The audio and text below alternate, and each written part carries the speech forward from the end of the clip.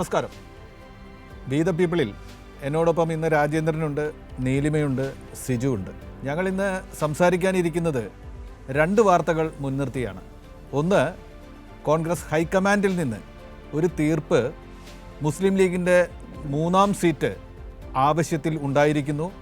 അത് മുസ്ലിം ലീഗിന് 3-ാമത്തെ സീറ്റ് കൊടുക്കേണ്ട എന്നതാണ്.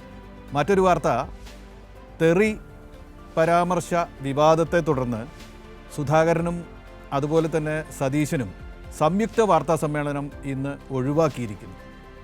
ഈ രണ്ട് വാർത്തകളാണ് ഞങ്ങൾ ഇന്ന് ചർച്ചയ്ക്കെടുക്കുന്നത്. ഇത്തരം വാർത്തകൾ കേവലം വാർത്തകളിൽ ഒതുങ്ങിയാൽ പോരാ, അതിനെക്കുറിച്ച് ഇതുപോലൊരു ടെലിവിഷൻ പരിപാടിയിൽ മാത്രമല്ല, കേരളത്തിലാകെ ആളുകൾ കൂടുന്ന എവിടെയും, അത് വായനശാലയിലായാലും ചായക്കടയിലായാലും ക്ലബ്ബുകളിലായാലും പണിയിടങ്ങളിലായാലും ഒക്കെ ചർച്ചകൾ നടക്കണം. അങ്ങനെ ഒരു കാലം നമുക്കുണ്ടായിരുന്നു. അത് ഇല്ലാതായി വരികയാണ് എന്ന ആശങ്കകൾ ചിന്തകർ ഉയർത്തുന്നുണ്ട്. അതുകൊണ്ട് അത്തരം ചർച്ചകളിലേക്ക് ഞങ്ങളുടെ ചില അഭിപ്രായങ്ങൾ കൂടി കൂട്ടിവെക്കാനാണ് ഈ പരിപാടി ആരംഭിച്ചിരിക്കുന്നത്. ഞങ്ങളിപ്പോൾ ഈ വിഷയത്തിലുള്ള ചർച്ചയിലേക്ക് കടക്കുകയാണ്. ലീഗിന് 3-ാം സീറ്റ് ഇല്ല എന്ന് ഹൈക്കമാൻഡ് പറഞ്ഞിരിക്കുന്നു. കേരളത്തിലാണ് ലീഗ് ഈ ആവശ്യം ഉന്നയിക്കുന്നത്. ആ ആവശ്യം ഉള്ളത് UDF മുന്നിലാണ്. UDF നിന്ന് ആരും പറയാൻ ധൈര്യപ്പെടാത്തൊരു കാര്യം ഹൈക്കമാൻഡിനെ കൊണ്ട് പറയിക്കുന്ന സ്ഥിതിയിലേക്ക് എത്തിയിരിക്കുന്നു. രാജേന്ദ്ര, എന്താണിത്? അത് ഹൈക്കമാൻഡ് എന്ന് പറഞ്ഞാൽ നമ്മളൊരു പഴയ ഹൈക്കമാൻഡ് ഉണ്ടായിരുന്നു, ഒരു നെഹ്റുവിൻ്റെ കാലത്തെ ഹൈക്കമാൻഡ്. ഏതാണ്ട് ആ കാലത്തെ ഹൈക്കമാൻഡ് എന്ന് പറഞ്ഞാൽ ലീഗിനെ ആട് കിടന്നെടുത്ത് പൂട കിടക്കുന്ന പോലെ ഇപ്പോഴും ഒരു ഹൈക്കമാൻഡ് ഉണ്ട്. ഇപ്പോഴും ഉണ്ട്. പക്ഷെ അന്ന് ഈ ലീഗിനെ ചത്ത കുതിര എന്ന് വിശേഷിപ്പിച്ചു. അതുപോലെ കാഴ്ച ബംഗ്ലാവിൽ വെക്കേണ്ട ഒരു വസ്തു എന്ന് വിശേഷിപ്പിച്ചു. ഈ CH മുതലെ കൊണ്ട് തൊപ്പി ഉരിച്ചു. അതാണ് ആ പ്രയോഗം. 1960 അന്ന് സീതി സാഹിബായിരുന്നു സ്പീക്കർ, ലീഗിൻ്റെ നോമിനിയായി. അന്ന് മന്ത്രിസ്ഥാനം നൽകിയില്ല. സീതി സാഹിബ് മരിച്ചു. അങ്ങനെ CH മുഹമ്മദ് കോയയെ സ്പീക്കറാക്കാൻ ലീഗ് തീരുമാനിച്ചു. അപ്പോൾ നെഹ്റു പറഞ്ഞു, ഒരു കാരണവശാലും പറ്റില്ല. ഒരു കണ്ടീഷൻ, അതായത് ലീഗിൻ്റെ പ്രതിനിധിയെ സ്പീക്കറാക്കണമെങ്കിൽ ആ MLA ലീഗിൻ്റെ അംഗത്വം രാജിവെക്കണം. അങ്ങനെ CH എന്ത് ചെയ്തു? മുസ്ലിം ലീഗിൻ്റെ അംഗത്വം രാജിവെച്ചാണ് അന്ന് സ്പീക്കറായത്. തീർന്നില്ല, അവിടെ കൂടി തീർന്നില്ല. 61 AICC സമ്മേളനം നടക്കുകയാണ് ഇവിടുത്തെ പശ്ചിമ ബംഗാളിലെ ദുർഗാപൂര്. ആ സമ്മേളനത്തിൽ വെച്ച് ഒരു പ്രമേയം പാസ്സാക്കുകയാണ്, മുസ്ലിം ലീഗ് വർഗീയ പാർട്ടിയാണെന്ന്. അങ്ങേയറ്റം അവഹേളിക്കപ്പെട്ട ലീഗുകാരെല്ലാവരും അതോടുകൂടി ബന്ധം വിച്ഛേദിപ്പിച്ചു. ഉടൻ തന്നെ 62 ലോക്സഭാ ഇലക്ഷൻ വന്നു. അന്ന് 3 സീറ്റുകളിൽ മുസ്ലിം ലീഗ് തനിച്ച് മത്സരിച്ചു. 1 കോഴിക്കോട്, 2 മഞ്ചേരി, 3 പൊന്നാനി. അപ്പോൾ കോൺഗ്രസ്സുകാരെല്ലാം കരുതി 3 സീറ്റും ലീഗിന് അതിന് മാത്രമുള്ള ശക്തിയില്ല എന്നാണ്. ഇതിനകത്ത് 2 സീറ്റ് ശക്തമായ ത്രികോണ മത്സരം നടന്നു. 2 സീറ്റിൽ ഇവിടെ കോഴിക്കോട് മണ്ഡലത്തിൽ CH മുഹമ്മദ് കോയ വിജയിച്ചു. അതുപോലെ ഇവിടെ മഞ്ചേരിയിൽ മുഹമ്മദ് ഇസ്മയിൽ വിജയിച്ചു. പൊന്നാനിയിൽ അവർ പരാജയപ്പെട്ടു. 2 സ്ഥലത്തും കുറച്ച് വോട്ടുകൾക്കാണ് അവർ വിജയിച്ചത്. കമ്മ്യൂണിസ്റ്റ് പാർട്ടി 2 മണ്ഡലത്തിൽ 2-ാം സ്ഥാനത്തെത്തി. പൊന്നാനിയിൽ ശക്തമായ ത്രികോണ മത്സരം നടന്നപ്പോൾ കമ്മ്യൂണിസ്റ്റ് പാർട്ടി അവിടെ ജയിച്ചു. ഈ 3 മണ്ഡലങ്ങളിലും കോൺഗ്രസിന് 1 ലക്ഷം വോട്ട് പോലും കിട്ടിയില്ല. അതായത് എന്താണ് മുസ്ലിം ലീഗ് എന്ന അന്നാണ് കോൺഗ്രസ് പഠിച്ചത്. അതായിരുന്നു CH അങ്ങനെ തൻ്റെ തൊപ്പി ഉരിച്ച ആ കോൺഗ്രസ്സുകാരെ ഒരു പാഠം പഠിപ്പിച്ചു. മാത്രമല്ല CH പറഞ്ഞ മറുപടിയും ചരിത്രത്തിലുണ്ട്. ലീഗ് ചത്ത കുതിരയല്ല, അത് ഉറങ്ങുന്ന സിംഹമാണ് എന്നാണ് അന്ന് മുറിവേറ്റ ലീഗുകാർക്ക് മുഴുവൻ വേണ്ടി CH മുഹമ്മദ് കോയ പണ്ഡിറ്റ് ജവഹർലാൽ നെഹ്റുവിന് മറുപടി കൊടുത്തത്. അത് ചരിത്രത്തിലുണ്ട്. അതെ, പക്ഷേ എന്താ വെച്ചാൽ നമ്മൾ മനസ്സിലാക്കേണ്ടത് ഈ അന്നത്തെ ആ ഒരു ഹൈക്കമാൻഡ് അല്ല ഇന്നത്തെ ഹൈക്കമാൻഡ്. പക്ഷേ ആ ഹൈക്കമാൻഡ് ഡിക്റ്റേറ്റ് ചെയ്യാണ്. ആ ഹൈക്കമാൻഡ് പറയണേ വേണ്ട, ലീഗിന് 3-ാം സീറ്റ് നൽകേണ്ട. മുസ്ലിം ലീഗുകാരെല്ലാവരും കൂടി നമുക്കിപ്പോൾ നാളെ അവർ ഈ യോഗം ചേർന്ന് പറയാൻ പോകുന്ന ഒരു വാചകം എന്തെന്നാൽ ഞങ്ങൾക്കിത് അർഹമായതാണ്. പക്ഷേ ഒരു വിശാല മതേതര കൂട്ടായ്മ കോൺഗ്രസുമായുള്ള ആ ബന്ധം, അതിൻ്റെയൊക്കെ ഭാഗമായിട്ട് 3-ാം സീറ്റ് വേണ്ട, രാജ്യസഭാ സീറ്റ് മതി, ആ രീതിയിൽ എന്തെങ്കിലും ഒക്കെ ഉണ്ടാവുന്ന. അങ്ങനെയാണോ നീലിമ ഉണ്ടാവുക? നേരത്തെ നീലിമ ഇവർ പറഞ്ഞുകൊണ്ടിരുന്നു, അങ്ങനെയാണെങ്കിൽ ഞങ്ങൾ തനിച്ച് മത്സരിക്കും എന്ന്. ദുർബലമായ സ്വരത്തിലാണെങ്കിലും ഒറ്റപ്പെട്ട ചില ശബ്ദങ്ങളിലൂടെയാണെങ്കിലും ലീഗ് ഈ സമൂഹത്തിന് മുമ്പിൽ അങ്ങനെ ഒരു സൂചന കൊടുത്തിട്ടുണ്ട്. അതൊക്കെ സംഭവിക്കുമോ? പക്ഷെ അത് 62 ആവർത്തിക്കാനുള്ള ഒരു സാധ്യതയും മുസ്ലിം ലീഗിൻ്റെ മുമ്പിലില്ല. കാരണം മുസ്ലിം ലീഗിന് കോൺഗ്രസിനെ യഥാർത്ഥത്തിൽ പേടിയാണ് എന്നാണ് പറയാനുള്ളത്. അതായത് ഇപ്പോൾ മുസ്ലിം ലീഗിനെ പോലെ ഗതികെട്ട ഒരു പാർട്ടി ഈ ഇന്ത്യ രാജ്യത്തുണ്ടോ എന്ന് സംശയിക്കുന്നത് പോലും തെറ്റില്ല. കാരണം അവരവരുടെ ഒരു ശേഷി വളരെ കൃത്യമായ രീതിയിൽ മനസ്സിലാക്കുന്നുണ്ടോ എന്നത് വലിയൊരു ചോദ്യചിഹ്നമാണ്. നമ്മുടെ നിയമസഭയിലെ ഒരു കക്ഷി നില എടുത്ത് പരിശോധിക്കുകയാണെങ്കിൽ 61 സീറ്റ് CPIM-ന്, CPI-ക്ക് 17 സീറ്റ്, അപ്പോൾ CPIയും തമ്മിലുള്ള ഒരു വ്യത്യാസം എന്ന് പറയുന്നത് 44 സീറ്റുകളാണ്. ഈ 44 സീറ്റുകൾ ഈ വ്യത്യാസം വലിയ വ്യത്യാസമായി നിലനിൽക്കുമ്പോൾ തന്നെ 4 സീറ്റിൽ CPIക്ക് മത്സരിക്കാനുള്ള എല്ലാ സ്വാതന്ത്ര്യവും CPIM അല്ലെങ്കിൽ ആ മുന്നണി അത്തരത്തിലൊരു തീരുമാനവുമായി മുന്നോട്ട് പോവുകയാണ്. മാത്രവുമല്ല ഈ 3 സീറ്റ് എന്ന് പറയുന്നത് അങ്ങേയറ്റം വിജയസാധ്യതയുള്ള 3 സീറ്റ്, 4ൽ 3ഉം അങ്ങേയറ്റം വിജയസാധ്യതയുള്ള സീറ്റുകൾ തന്നെയാണ്. UDFിൻ്റെ കക്ഷി അവരുടെ ഒരു ശക്തിയിലേക്ക് വരികയാണെങ്കിൽ UDFിന് 41 സീറ്റാണല്ലോ ഉള്ളത്. ഇതിൽ ഇന്റർനാഷണൽ കോൺഗ്രസിന് അവകാശപ്പെടാവുന്നത് 21 സീറ്റും ബാക്കി മുസ്ലിം ലീഗിന് 15 സീറ്റുമാണ്. അപ്പോൾ 6 സീറ്റിൻ്റെ വ്യത്യാസമാണ് ഈ കോൺഗ്രസും ലീഗും തമ്മിലുള്ളത്. അതായത് കോൺഗ്രസിനോളം തന്നെ വലിയ ശക്തി ആണ് മുസ്ലിം ലീഗ് എന്നത് മുസ്ലിം ലീഗിന് മാത്രം തിരിച്ചറിയുന്നില്ല. ഇവിടുത്തെ രാഷ്ട്രീയം അറിയാവുന്ന എല്ലാവർക്കും അത് തിരിച്ചറിയുന്നുണ്ട്. മുസ്ലിം ലീഗ് വലിയ കക്ഷിയാണ്, അത്തരത്തിൽ സംഘടനാശേഷി അവർക്കുണ്ട്. പക്ഷേ ആ ശക്തിക്കനുസരിച്ച് ആക്ട് ചെയ്യാൻ ഇവരെന്തിനാണ് കോൺഗ്രസിനെ പേടിക്കുന്നത് എന്നതാണ് രാഷ്ട്രീയ നിരീക്ഷകരെല്ലാം ഉയർത്തുന്ന ഒരു വാദം. നാളെ ഇപ്പോൾ നിർണായകമായ ഒരു തീരുമാനം മുസ്ലിം ലീഗിൽ നിന്നുണ്ടാകുന്നു എന്ന് പറയുന്നുണ്ട്. പക്ഷെ ഒന്നും ഉണ്ടാകാൻ പോകുന്നില്ല. ഈ രാജ്യസഭാ സീറ്റ് കൊണ്ട് ഞങ്ങൾ തൃപ്തിപ്പെടാൻ പോകുന്നു എന്ന് കഴിഞ്ഞ തവണ പറഞ്ഞതുപോലെ തന്നെ ഇത്തവണയും പറയാനാണ് സാധ്യത. സിജു, മുസ്ലിം ലീഗ് തിരിച്ചറിയാത്തത് ശാക്തിക ബലാബലത്തിലുള്ള അവരുടെ കരുത്താണോ തിരിച്ചറിയാത്തത്? അതായത് അവർക്ക് എത്ര പാർലമെന്ററി ബലമുണ്ട് എന്നതാണോ അവർ തിരിച്ചറിയാത്തത്? അതോ അവരുടെ രാഷ്ട്രീയ പങ്ക് തന്നെ, ഇന്ത്യൻ രാഷ്ട്രീയത്തിലും കേരള രാഷ്ട്രീയത്തിലും അവർക്കുള്ള രാഷ്ട്രീയ പങ്ക് തന്നെ അവർ തിരിച്ചറിയാതെ പോകുന്നുണ്ടോ? ഇന്ത്യൻ രാഷ്ട്രീയത്തിൽ വലിയ ഇടപെടൽ സാധ്യതയുള്ള ഒരു വിഭാഗത്തെ പ്രതിനിധാനം ചെയ്യുന്ന രാഷ്ട്രീയ കക്ഷിയാണ് മുസ്ലിം ലീഗ്. അത്തരത്തിലുള്ള ഇടപെടൽ ദേശീയ രാഷ്ട്രീയ പ്രശ്നങ്ങളിൽ നിരന്തരം അവർ ഉണ്ടാക്കുന്നുണ്ടോ? കേരളത്തിനപ്പുറം അവർക്ക് സ്വാധീനമില്ലാത്ത പ്രദേശങ്ങളിലേക്ക് അവരുടെ രാഷ്ട്രീയവുമായി ഒരു ദിഗ്വിജയം നടത്താൻ അവർ ആഗ്രഹിക്കുന്നുണ്ടോ? അവിടെ മുതൽ തുടങ്ങുകയല്ലേ ലീഗിൻ്റെ പിഴവുകൾ? രാഷ്ട്രീയം കൈമോശം വന്ന രാഷ്ട്രീയ കക്ഷിയുടെ എന്തൊക്കെയോ നാടകങ്ങളല്ലേ ലീഗ് നടത്തിക്കൊണ്ടിരിക്കുന്നത്? ഇപ്പോഴത്തെ ഒരു പ്രശ്നം എന്ന് പറഞ്ഞാൽ ലീഗിന് ദേശീയ തലത്തിൽ കാര്യമായി ഒന്നും ചെയ്യാൻ കഴിയില്ലെന്നുള്ള ബോധ്യം ലീഗിനുണ്ട്. ലീഗിൻ്റെ ഇപ്പോഴത്തെ നമ്മൾ പരിശോധിച്ച് കഴിഞ്ഞാൽ ലീഗിൻ്റെ അടുത്ത ലക്ഷ്യമെന്ന് പറഞ്ഞാൽ ഈ അടുത്ത 2026 നടക്കുന്ന നിയമസഭാ തെരഞ്ഞെടുപ്പാണ്. നിയമസഭാ തെരഞ്ഞെടുപ്പിൻ്റെ ഭാഗമായിട്ട് അവിടെ മാക്സിമം സീറ്റുകൾ ഒപ്പിക്കുക. അതൊരിക്കലും ഇനി നമ്മൾ ഈ ചർച്ചകൾ നടത്തുമ്പോൾ പോലും ഒരുപക്ഷെ ലീഗ് ഇനി LDFിലേക്ക് വരുമെന്നുള്ള ചിന്ത ലീഗിനും ഇല്ല, മറ്റാർക്കും അങ്ങനെ തന്നെ കരുതാനും കഴിയില്ല. ലീഗിൻ്റെ പ്രശ്നം ഇപ്പോൾ നിലവിൽ നമുക്കറിയാം, ലീഗ് 3 സീറ്റ് വരെ 3 ലോക്സഭാ സീറ്റ് ചരിത്രമുണ്ട്.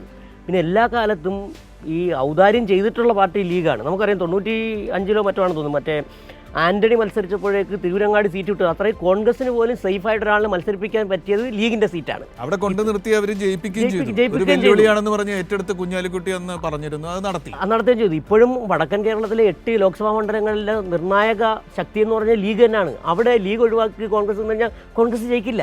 ഇതൊക്കെ ഇരിക്കുമ്പോൾ തന്നെ ഇതിൻ്റെ പ്രശ്നം ഇത് തന്നെയാണ്. ലീഗിന് ദേശീയ തലത്തിൽ അതിൻ്റെ പ്രസക്തി നഷ്ടപ്പെട്ടു. കാരണം നമുക്കറിയാം, പഴയ ആ നെഹ്റു കാലത്തെ കോൺഗ്രസിനെ കുറിച്ചൊക്കെ ദേശീയ കാഴ്ചപ്പാടുള്ള ഒരു പാർട്ടി എന്നുള്ള അർത്ഥത്തിൽ അത് മാറിയിട്ട് IUML എങ്ങനെ ചുരുക്കി ഒരു കേരള ML ആക്കി മാറ്റുകയും അടുത്ത തെരഞ്ഞെടുപ്പിൽ അവർക്ക് ഭരണത്തിലെത്തുക എന്നുള്ളത് മാത്രമാണ്. ഏതെങ്കിലും തരത്തിൽ UDFുമായിട്ട് ചോദിച്ച് യാതൊരു തരത്തിലും ഒരു അസ്വാരസ്യത്തിലേക്ക് പോകാതെ 2026 തെരഞ്ഞെടുപ്പിൽ മത്സരിക്കുക, UDF ആയി നിന്നുകൊണ്ട് മത്സരിക്കുക. കേരള രാഷ്ട്രീയത്തിലെ നേട്ടങ്ങളിൽ ലീഗിന്റെ സ്വപ്നങ്ങൾ ആരംഭിക്കുകയും അവിടെ തന്നെ അവസാനിക്കുകയും ചെയ്യുന്നു. അതാണല്ലോ പ്രശ്നം. അത് തന്നെയാണ് പ്രശ്നം. വയനാട്ടിൽ രാഹുൽ ഗാന്ധി ജയിച്ചതുപോലും ലീഗിന്റെ അങ്ങേറ്റത്തെ പിന്തുണ എല്ലാവർക്കും അറിയാം. അവിടെ വയനാട് മത്സരത്തിൽ കോൺഗ്രസിന്റെ കൊടിയായിരുന്നില്ലല്ലോ പ്രധാനമായി ഉയർന്നത്, അവിടെ മുസ്ലിം ലീഗിന്റെ പച്ചക്കൊടിയായിരുന്നു.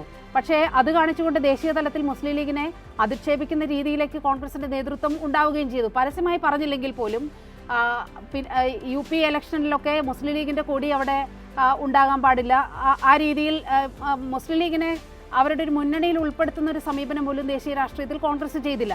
പക്ഷേ അവിടെ സമാന്തരമായി മുസ്ലിം ലീഗ് മത്സരിക്കേണ്ട ഒരു അവസ്ഥ വന്നു. അതായത് മുസ്ലിം ലീഗിന്റെ പ്രസക്തി ഇവിടെ മാത്രം ഒതുങ്ങിയാൽ മതിയെന്ന് UDFും തീരുമാനിക്കുന്നു, ഇവിടുത്തെ കോൺഗ്രസും തീരുമാനിക്കുന്നു.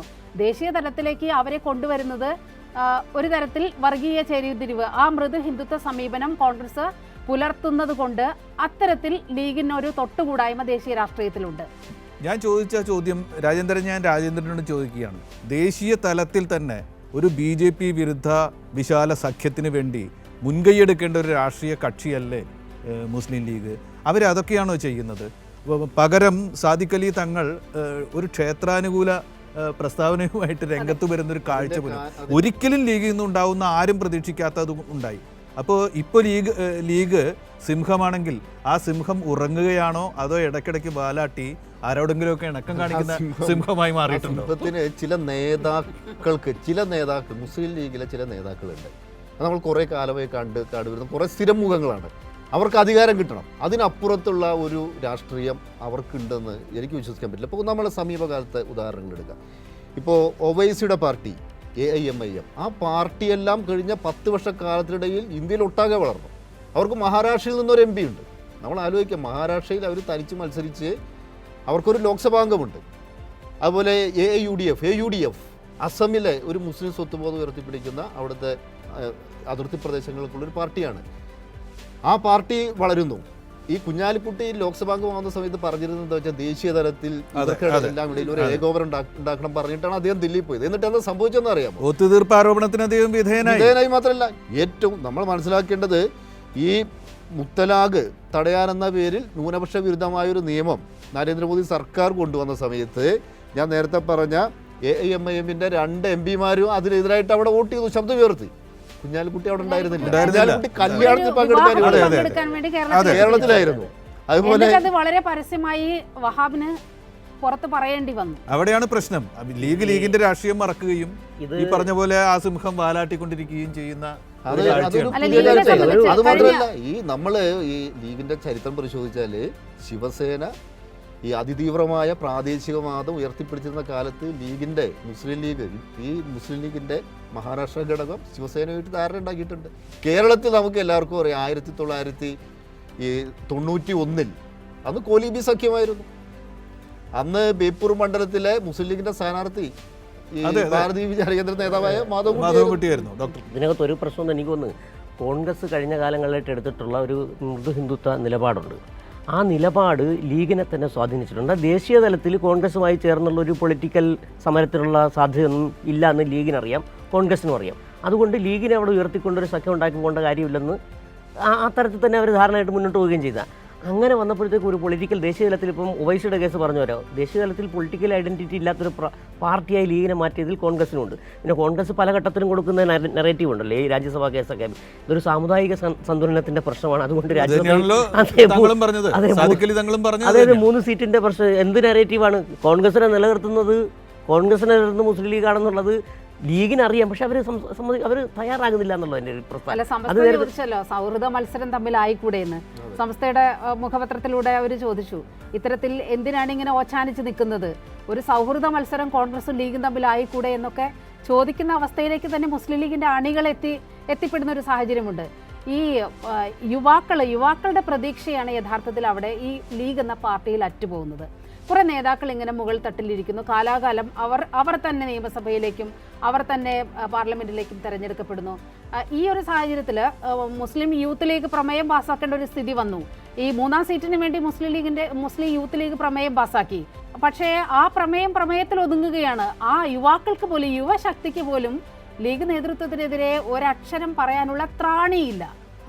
അതുകൊണ്ടാണ് കോൺഗ്രസിന്റെ മൃദു ഹിന്ദുത്വം കാണുമ്പോൾ അതിനാൽ സ്വാധീനിക്കപ്പെടുന്നു. ചില മുസ്ലിം സംഘടനകളുടെ തീവ്രവാദ മുദ്രാവാക്യങ്ങൾ കേൾക്കുമ്പോൾ അതിൻ്റെ കൂടെ കുറച്ചു കാലം പോകാൻ തോന്നുന്നു. സ്വന്തം നിലപാടില്ലായ്മയുടെ വില, രാഷ്ട്രീയമായ വില മുസ്ലിം ലീഗ് കേരളത്തിൽ കൊടുത്തുകൊണ്ടിരിക്കുകയാണ് എന്ന് പറഞ്ഞ് നമുക്ക് ഇതിന്റെ മറ്റേ വശം, കോൺഗ്രസിന്റെ വശത്തിലേക്ക് പോകാം. നമ്മളൊരു കാഴ്ചപ്പാട് ലീഗിനോടാൻ തോന്നില്ല. ഇപ്പോൾ ഇവർ കഴിഞ്ഞ ദിവസം പറഞ്ഞ ഒറ്റയ്ക്കെങ്കിലും മത്സരിക്കും എന്നുള്ളത്, മിനിമം മലപ്പുറത്തെങ്കിലും ഒറ്റയ്ക്ക് മത്സരിച്ചുകൊണ്ട് ശക്തി തെളിയിക്കേണ്ട ഒരു സാഹചര്യം ലീഗ് അങ്ങനെ തെളിയിക്കണം. അതല്ലെങ്കിൽ അവർ ഈ പറഞ്ഞ കണക്ക് സ്വന്തം അണികളെ വിശ്വസിപ്പിക്കുന്ന നിലപാട് വരും. അവർക്ക് കൃത്യമാണ് ഞങ്ങളുടെ ഐഡൻറ്റിറ്റി ഉണ്ട്, ഞങ്ങൾ ഈ നിലപാടെടുത്തു എന്ന് പറഞ്ഞ് കോൺഗ്രസിൻ്റെ മുന്നിൽ നട്ടലോട് നിൽക്കാൻ കഴിയുന്ന തരത്തിലേക്ക് ഒരു നിലപാട് എടുത്തത് നന്നായിരിക്കും. ബാക്കി സീറ്റുകാരും പൊക്കോട്ടെ. 62-ലെ മുസ്ലിം ലീഗല്ല ഇന്നത്തെ മുസ്ലിം ലീഗ്, 62-ലെ കമ്മ്യൂണിസ്റ്റ് പാർട്ടിയല്ല, അന്ന് അവിഭക്ത കമ്മ്യൂണിസ്റ്റ് പാർട്ടിയാണ് ഇന്നത്തെ CPM. ആ ഒരു ഡിഫറൻസ് കൂടിയുണ്ട്. കാരണം മലപ്പുറത്തിന്റെ രാഷ്ട്രീയമെല്ലാം മാറിയിരിക്കുന്നു. സമരാഗ്നി എന്ന് പറയുന്ന ഒരു പരിപാടി പ്രഖ്യാപിച്ചിരിക്കുന്നു. സമരാഗ്നിയിൽ അഗ്നി ഒരിടത്തും വിറക് വേറിടത്തും ആയി സംയുക്ത വാർത്താ സമ്മേളനം നടക്കാതെ പോകുന്നു. അങ്ങനെ ഒരു കാഴ്ചയാണ് ഇന്ന് കണ്ടത്. എന്താ അല്ലാതെ ഇതിനകത്ത് ആലപ്പുഴയിൽ നടത്തിയ വാർത്താ സമ്മേളനത്തിൽ സതീശനെതിരെ K. സുധാകരൻ നടത്തിയ ആ ഒരു തെറി, ആ ഒരു വാർത്ത നമ്മുടെ ആലപ്പുഴ ലേഖകനായ ഷാജഹാനാണ് ആ വാർത്ത ആദ്യം റിപ്പോർട്ട് ചെയ്യുന്നത്.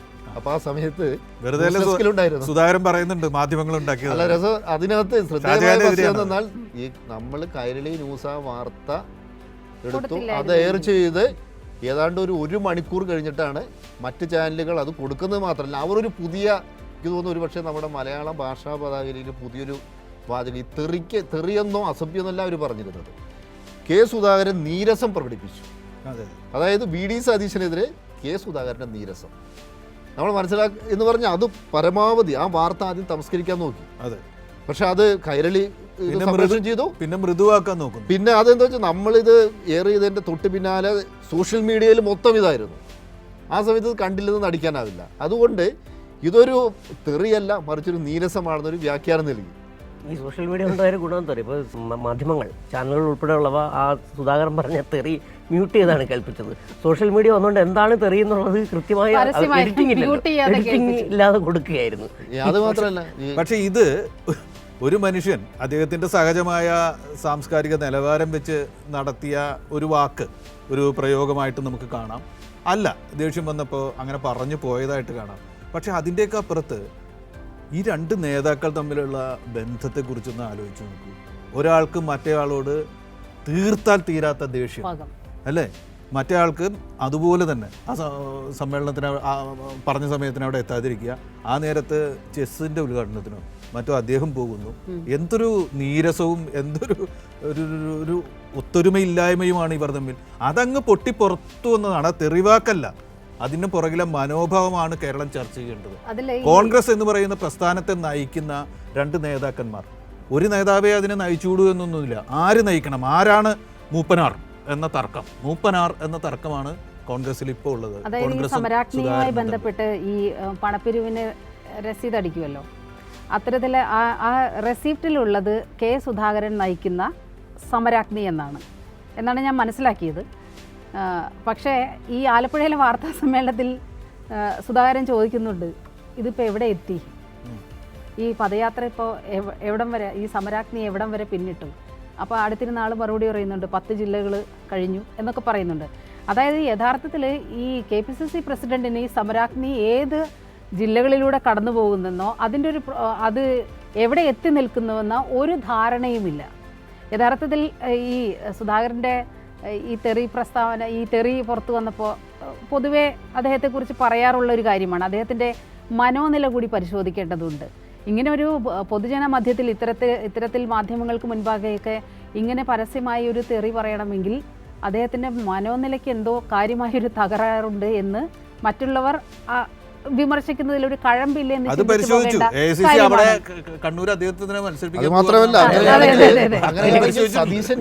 സതീശൻ സോഷ്യൽ മീഡിയയിൽ ഇതേപോലെ പ്രതിപക്ഷ നേതാവ് ആവുന്നതിന് മുമ്പ് ഒരു സ്ത്രീയുമായി ബന്ധപ്പെട്ട് അപ്പൊ അതുകൊണ്ട് ഇതാണ് വിഷയമെങ്കിൽ രണ്ടുപേരുടെയും കാര്യങ്ങൾ ചൂണ്ടിക്കാണിക്കാറുണ്ട്. ഈ കോൺഗ്രസിനെ സംബന്ധിച്ച് മുൻപൊക്കെ നമുക്കറിയാം, കോൺഗ്രസ് നേതാക്കൾ ഈ ഗ്രൂപ്പായിരുന്നല്ലോ, ഈ ഗ്രൂപ്പായാലും ആ ഗ്രൂപ്പ് നേതാക്കന്മാർ തമ്മിൽ വലിയ ഐക്യമുണ്ടായിരിക്കും.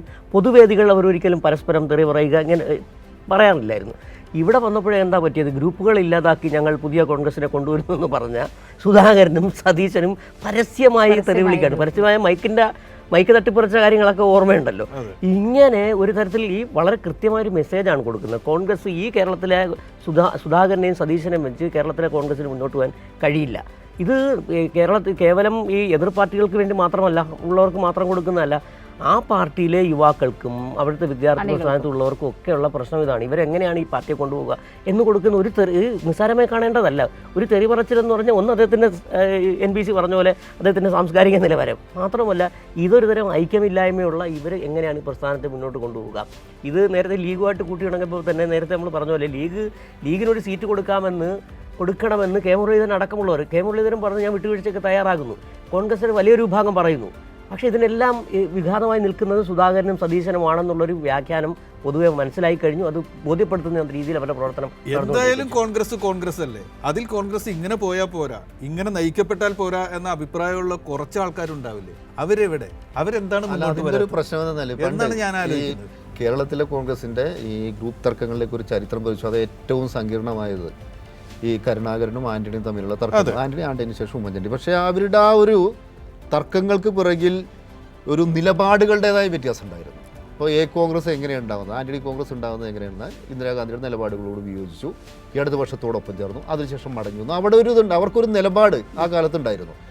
കരുണാകരനാവട്ടെ ഇന്ദിരാഗാന്ധിയോടൊപ്പം ഉറച്ചു നിന്നു, അങ്ങനെ ഒരു നിലപാടുണ്ട്. ഈ ഒരു നിലപാടുകളുടെ ഒരു തുടർച്ചയായിട്ടാണ് കേരളത്തിൽ ഗ്രൂപ്പ് രാഷ്ട്രീയം മാറിയത്. പിന്നീട് അവർ ഒരുമിച്ച് ചേർന്നത് അതൊക്കെ വേറെ വിഷയം. എങ്കിൽ പോലും ആ പിളർപ്പിന് പോലും നിലപാടുകളുടേതായ ഒരു ചരിത്രം നമുക്ക് ചൂണ്ടിക്കാണിക്കാൻ പറ്റും. പക്ഷേ ഇതങ്ങനെയല്ല. കെ സുധാകരൻ എന്ന് പറഞ്ഞാൽ എല്ലാവർക്കും പറയാം, എനിക്ക് തോന്നിക്കഴിഞ്ഞാൽ ഞാൻ BJP-യിൽ പോകും പറഞ്ഞൊരു നേതാവാണ്. അതുപോലെ VD സതീശൻ എന്ന നേതാവിൻ്റെ ഈ ഒരു ചരിത്രം പരിശോധിച്ചു. അദ്ദേഹം സമരങ്ങളിലൂടെ വളർന്ന നേതാവല്ല. അദ്ദേഹം ശരിക്ക് കേരള രാഷ്ട്രീയത്തിൽ അദ്ദേഹം അറിയപ്പെടുന്നതിന് ഒരു MLA ആയിട്ടതിന് ശേഷമാണ്. അദ്ദേഹത്തിന്റെ വിവാഹത്തിന് ശേഷമാണ് കോൺഗ്രസിൽ ഒരു ഐഡന്റിറ്റി അദ്ദേഹത്തിന് ഉണ്ടാകുന്നത് എന്നാണ് പറഞ്ഞു കേൾക്കുന്നത്. അത് ഒരു തെരഞ്ഞെടുപ്പിൽ കേരളത്തിൽ ഇവർക്ക് അനുകൂലമായി, UDF-ന് അനുകൂലമായി 2001 ഒരു തരംഗമുണ്ടായി. അന്ന് അദ്ദേഹം ജയിച്ചു വന്നു. പിന്നെ നിയമസഭയിൽ അദ്ദേഹത്തിൻ്റെ പ്രകടനത്തിലൂടെയാണ് അദ്ദേഹം വളർന്നു വരുന്നത്, അല്ലാതെ സമരങ്ങളിലൂടെ വന്നൊരു നേതാവല്ല. കോൺഗ്രസിലും ഈ രാഷ്ട്രീയ രാഹിത്യത്തിൻ്റെ പ്രശ്നം നല്ലോണം കാണാനുണ്ടെന്നാണ് എനിക്ക് തോന്നുന്നത്. രാജ്യം ഒരു പൊതു തെരഞ്ഞെടുപ്പിൻ്റെ വക്കത്ത് ഔപചാരികമായി പ്രഖ്യാപിച്ചിട്ടില്ലെങ്കിലും എത്തി നിൽക്കുകയാണ്. എന്തായിരിക്കണം നാളെ ഇന്ത്യയിലെ പൊളിറ്റിക്കൽ ഫോർമേഷൻ എന്ന് രാഷ്ട്രീയ കക്ഷികൾ മാത്രമല്ല, തെരുവോരങ്ങളിൽ കൂട്ടം കൂടി നിൽക്കുന്ന മനുഷ്യർ വരെ ചർച്ച ചെയ്യുന്നൊരു സമയമാണ്. ആ സമയത്ത് കേരള സർക്കാർ അഴിമതി നടത്തിയേ എന്നും പറഞ്ഞുകൊണ്ടൊരു ഒരു സമര രീതിയിൽ ആണ് ഇവർ മുന്നോട്ട് പോകുന്നത്. എന്താണ് ഇവരുടെ രാഷ്ട്രീയം? ഇവർ ഇന്ത്യൻ നാഷണൽ കോൺഗ്രസ് എന്ന് പറയുന്ന ഒരു ദേശീയ രാഷ്ട്രീയ കക്ഷിയുടെ കേരള ഘടകം തന്നെയാണോ എന്ന് നമ്മൾ സംശയിക്കുന്നത് പോലെ, അല്ല മറ്റാരുടെയെങ്കിലും അപ്രഖ്യാപിത ഘടകമാണോ എന്ന് നമ്മൾ സംശയിക്കേണ്ട രീതിയിൽ കാര്യങ്ങൾ എത്തിയിരിക്കുകയാണ്. കോൺഗ്രസിനും അതിൻ്റെ രാഷ്ട്രീയം നഷ്ടപ്പെടുന്നു എന്നാണ് എനിക്ക് തോന്നുന്നത്. ഇത് കൃത്യമായി അത് തന്നെയാണ്. കാരണം കോൺഗ്രസ് NBC പറഞ്ഞ പോലെ തന്നെ വളരെ മൂർത്തമായൊരു സാഹചര്യം വന്ന് നിൽക്കുകയാണ്. ഈ തെരഞ്ഞെടുപ്പ് പടിവാതിക്കലാണ്. കോൺഗ്രസ് ദേശീയ തലത്തിൽ തന്നെ നിൽക്കുമോ എന്ന ഒരു വലിയ പരീക്ഷണ ഘട്ടത്തിൽ കൂടിയാണ്. അവിടെ ഇവർ മൈക്കിൻ്റെ പേരിലും നേരത്തെ എത്താത്തതിൻ്റെ ഒരു തെറിയും വിളിച്ച് പോകുന്ന എന്ത് പ്രസ്ഥാനമാണിത്? ഇത് ശരിക്കും പറഞ്ഞാൽ കൃത്യമായി രാഷ്ട്രീയം വിലയിരുത്തുന്നവരെ സംബന്ധിച്ച് ഈ കോൺഗ്രസ് വരുന്ന തെരഞ്ഞെടുപ്പിലായാലും ഇവരെ ജയിപ്പിച്ചു വിട്ടാൽ ഇവരൊന്നും ചെയ്യാൻ പോകുന്നില്ല എന്നുള്ളത് യാഥാർത്ഥ്യമാണ്. കോൺഗ്രസ് ചെയ്യേണ്ടത് കോൺഗ്രസിന്റെ രാഷ്ട്രീയ അഗ്നി അതെവിടെന്നെങ്കിലും കണ്ടെടുക്കുകയാണ്. അത് പ്രേമചന്ദ്രനെ പോലുള്ള സഖ്യകക്ഷി നേതാക്കൾക്ക് കൂടി കൊടുക്കുകയാണ് വേണ്ടത്. പ്രേമചന്ദ്രൻ ഇന്ന് നടത്തിയ ഒരു പ്രസ്താവന കണ്ടില്ല, ഒരു കാര്യമില്ല. ഒരു വേദിയിൽ നമ്മൾ ആ വേദിയുടെ ഔപചാരികതയ്ക്ക് വേണ്ടി, സാമാന്യ മര്യാദയ്ക്ക് വേണ്ടി ചിലത് പറയും. അതിൻ്റെയൊക്കെ അപ്പുറത്ത് വിട്ടിട്ട് തൃശ്ശൂര് ഇപ്പോൾ തന്നെ മറ്റേ സുരേഷ് ഗോപി കേന്ദ്രമന്ത്രിക്ക് വോട്ട് ചെയ്യുക എന്ന തരത്തിൽ പറയുന്നുണ്ടെന്ന് പറഞ്ഞു. ഇത് കേന്ദ്രത്തിന്റെ കൂടെ നിൽക്കാൻ സാധ്യതയുള്ള ഒരാൾക്ക് വോട്ട് ചെയ്യുക എന്നൊരു രാഷ്ട്രീയ സന്ദേശമല്ലേ BJP പ്രവർത്തകരുടെ ഹർഷാരവത്തോടെയാണ് ഇത് നടന്നിട്ടുള്ളത്. ഇതൊക്കെ നിയന്ത്രിക്കാനും ഇതിനൊരു രാഷ്ട്രീയ ലക്ഷ്യം കൊടുക്കാനുമാണ് കോൺഗ്രസ് ഇപ്പോൾ മുന്നിട്ട് ശ്രമിക്കേണ്ടത്. പകരം മറ്റെന്തെങ്കിലും സമരാഗ്നി ഉണ്ടാക്കി അത് കേരളത്തിൽ പടർത്താനും ഒന്നുമല്ല ശ്രമിക്കേണ്ടത്. അത് തന്നെ ഞാൻ നേരത്തെ പറഞ്ഞ പോലെ തീയൊരിടത്തും വിറക് വേറിടത്തുമായിട്ടാണ് അത് കൊണ്ടു നടക്കുന്നത്. വാർത്തകൾ വിളിച്ചു പറയേണ്ട ആളുകൾ വാർത്തകൾ എങ്ങനെയല്ല വിളിച്ചു പറയേണ്ടത് എന്ന് തെളിയിച്ചുകൊണ്ടിരിക്കുന്നൊരു കാലത്ത് വാർത്തകൾ എടുക്കുകയും ഇങ്ങനെ വീണ്ടും വീണ്ടും ചർച്ച ചെയ്യുകയും ചെയ്യുന്നത് ഞങ്ങളുടെ വിധി കൂടിയായിരിക്കുന്നു എന്ന് പറഞ്ഞുകൊണ്ട് ഇന്നത്തെ ഈ വിഷയം ഇവിടെ അവസാനിപ്പിക്കുകയാണ്. നാളെ മറ്റൊരു വിഷയവുമായി ഇതേ സമയത്ത് ഞങ്ങൾ വീണ്ടും വരും. നമസ്കാരം.